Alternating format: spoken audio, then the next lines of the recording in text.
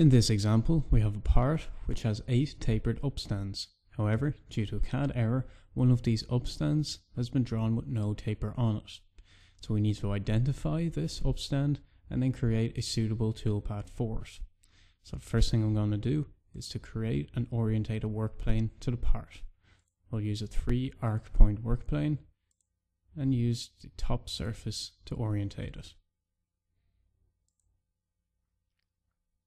If I just open up the work plane editor and then rotate it around the x-axis so that the z-axis is facing perpendicular to the top surface. Just make sure that that work plane is active. I can now go ahead and identify the untapered upstand. So I'll do this with my shading options. If I choose a draft angle shade, we can see immediately that one of the upstands has been shaded with red. This signifies a draft angle of 0 degrees, as defined in our model drawing options here. So, to machine this, I'm going to do a 2D curve profile machining strategy. The first thing I need to do is to create a pattern. So if I just select the top surface and then use the insert model function, I now have a pattern created around the top surface. I'm now going to open up a 2D curve profile strategy. I'm going to select that pattern. I'm going to make sure that the tool will machine it on the correct side by reversing the machining side here.